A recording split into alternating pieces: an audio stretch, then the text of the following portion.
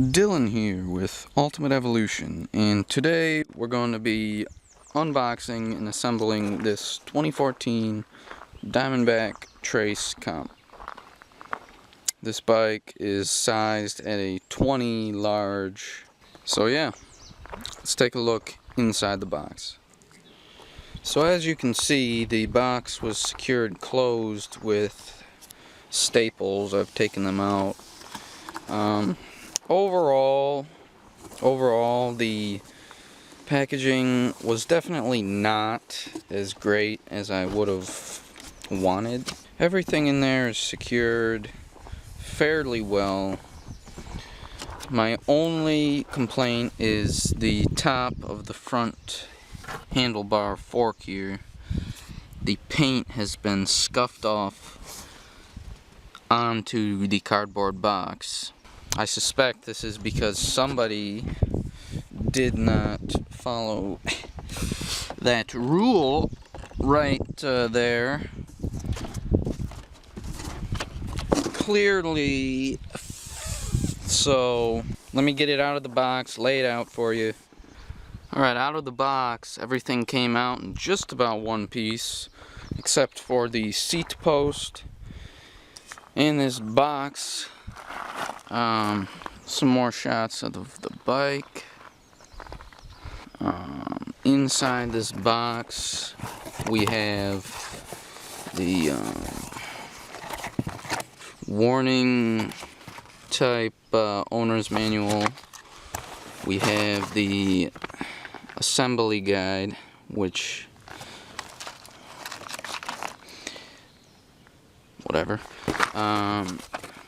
We have some shifter, the shifter Revo Shift user's manual. We have the pedals, reflectors, front axle, quick release hub type, the staples I put in there, and we get a keychain for $700. We get a keychain. So I'll take it off and we'll continue. So as you can see, I've gotten majority of the packaging off. The chain is well lubricated, so that's good. Nothing you have to do yourself. Tires not inflated. We have some basic assembly to be had.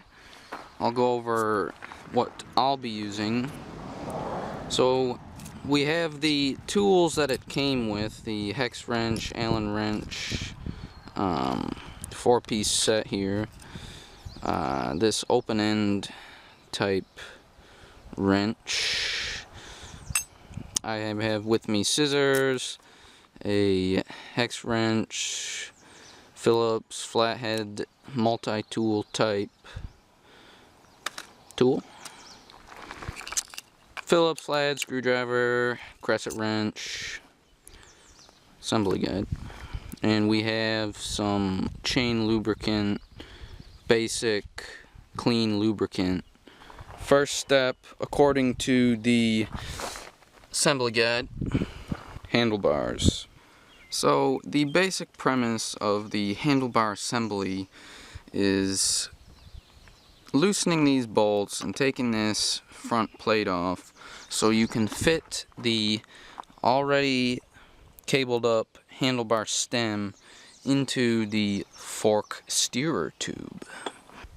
So once you take the plate off the front here and you fit the handlebar stem inside, what you want to do is probably, when you're securing the cap back on, you'll want to do diagonal bolts in. And once you got it in, you'll also notice this line on the stem right here. It'll tell you if it's centered.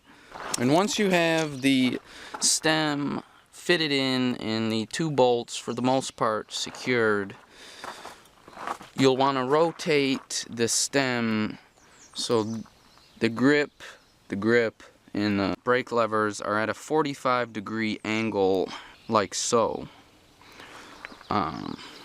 according to the assembly guide. So notice, do not over tighten these thinking that you can get that flush up, because if I tried that, would not be good news. The brakes are not installed yet. We'll get there. So let's check out the seat post. Here's the seat and the seat stem. Thoroughly impressed with the seat. I think it's of good quality. There's marks on the back of the seat stem, so you will always can remember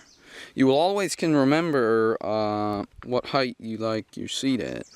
Open that lever up, put the seat in. Can't really do this one-handed, so you would just then close it, puts tension on it, seat's not gonna move. In theory, that's how it would work. You would close this, get tension on that, and your seat post, seat stem would not move inside the tube. But there is this adjustment nut on the other side. It increases the amount of tension that can be forced onto the stem so it doesn't move. I'm obviously going to raise that, but that's how it would be done. So in assembling the front wheel, we of course need the front wheel. Notice on the fork we have the disc brake assembly on this side. So what does that tell us? That on the wheel it will sit in the frame with the disc brake on the right side to match the right disc brake on the fork. Basically, we have the disc brake sat inside of the disc brake mechanism. The wheel is sitting inside of the fork, and we have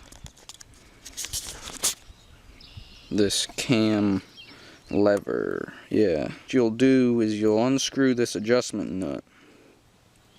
Once you do that, you'll stick it in and put the adjustment nut back on and secure it tightly, snugly. With the lever in the open position, you'll then proceed to close the lever up here. Close the lever. If you are not feeling tension when you're closing it, it means you did not snug this up enough. So I went ahead and did that, and I think we're good. And this cam lever should be difficult to close, like 2 hands worth imprint in your palm. We're gonna spin the wheel now and check for trueness. So the tire is very true for not being inflated. What's next? I've decided it's time to inflate the tires. So obviously, or maybe not so obviously, this bike and the tire tubes are fitted with Presta valves. You'll see in a moment I'll be using a Presta to Schrader valve adapter because I do not have a Presta pump.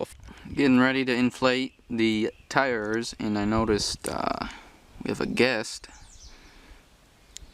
So we'll go ahead and unscrew the cap, and we'll unscrew the end of the Presta valve. It's just a little thing you'll unscrew there, and you'll notice when it's all the way out, press it. Before you fill these tires, you'll want to hit this a few times, get the valve engaged. To fill these tires up with the standard Schrader attachment, we need a Presta to Schrader adapter. Looks like this. A little piece of equipment here. We'll take the end with the O-ring inside of it, and we'll go ahead and we'll screw it onto this once we have this fully unscrewed there, and we'll screw this on. there you go.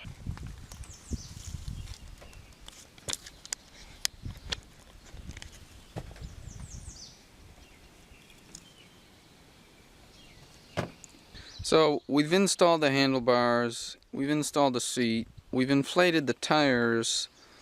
Now it's time to check on the disc brakes. So normally what you would do to assemble the front disc brake is make sure you got the cable here, you have the end of the cable, you'd open up the, I know you can't see it, you'd open up the lever.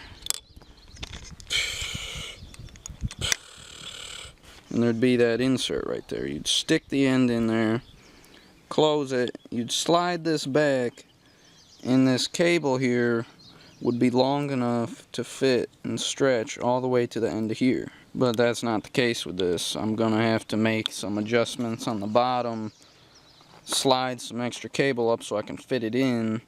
All that I did was I went down here and I unscrewed this tightening bolt that secures the end of the brake lever. I gave myself more cable by pulling it back like so. Up top, we've got the insert in here, and then once we align the adjustment screw, pull it in, and I then secure it so it fits in there, put it in, push this in the end there and screw that shut so it's no longer aligning with this slot. Come down to the bottom and we'd pull the excess back through, tighten it up, and we'd have our brake. So went ahead, pulled the excess through, tightened that adjustment nut up, and we got our brakes going. Brake. So we have the rear brakes right here, and you would essentially do the same process we just did in the front brakes. I especially have to do the same process because once again they did not leave me enough cable to actually insert this into the brake mount. So I'm going to do that again. I don't think it needs to be shown. Nah, I'll show you again. So we went ahead and inserted it inside that slot like so. You then pull the cable so it fits into that slot. We'll go ahead now, turn this slightly so it can't fall out. We'll hold the brake closed, push this end in, and we'll go ahead, snug that all up. This was after I used the Allen hex wrench to undo the back tension cable so I could pull some more cable out. They went ahead and secured it so tightly they put a kink in it at the factory. Appreciate that, right? And so we'll go ahead. I'm gonna snug this up. Gonna snug that up. I'm gonna snug that end cable back up. I think we'll be ready to check out the derailleurs. No, I must have lied. We have to put the pedals on first. So, I'm going to open these up. You may or may not know that there is a left and right pedal. And I'll show you how to identify those and then put them on. So let me get going. The left and right pedals are easily identified by the L and the R on the ends of the pedal. The right pedal screws in clockwise while the left screws in counterclockwise, meaning one of them is going to feel backwards when you screw it in. So I went ahead and installed the pedals. I used the white lightning on the threads, and you simply thread them counterclockwise or clockwise depending on the left or right pedal and snug them up with the open-ended wrench. I took it for a spin, got some lunch. The front and rear derailleurs need adjustments. All the gears work, just need to be tweaked. What I'll do is I'll get the bike up in this crude setup I got here.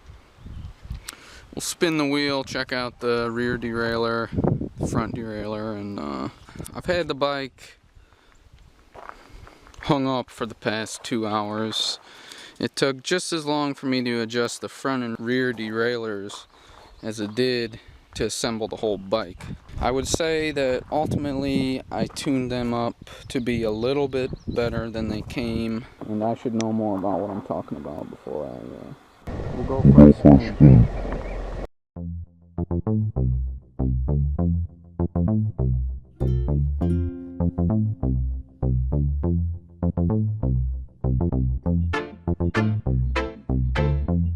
Haha. Nice and easy.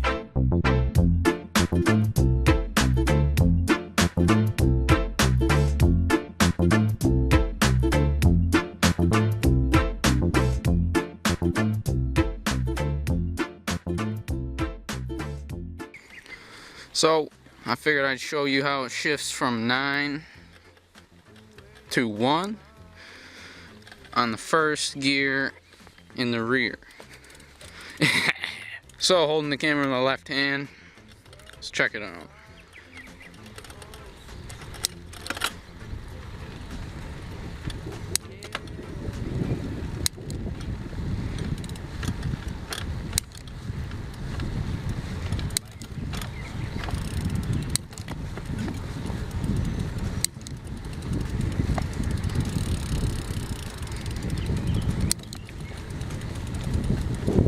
Smooth, done. Still getting used to it. Now we'll show you shifting up.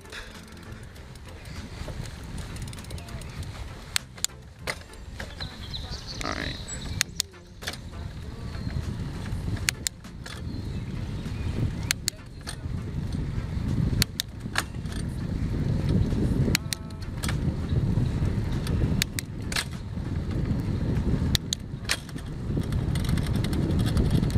Not the quietest I've ever heard, but it's definitely pretty quiet. So these grips are really nice. You can turn them a little bit if you like. Good for the palms. Okay. So final thoughts on the bike. I've put in around 15 miles on it today so far. Just easy spinning. Things to take note of. Could have been more impressed with the shock. It's a Suntour, but it rides good. The seat is pretty comfortable. I don't know what much else to say. Shifts fairly well. First day, first thought, first assembly from a, it's done. The bike, just to reiterate, size 20, large. All the tools you needed pretty much came with it, and it cost $650 US. Am I comfortable with that price? I'll be more comfortable with it if it holds up. So I'll keep you posted. First day, done.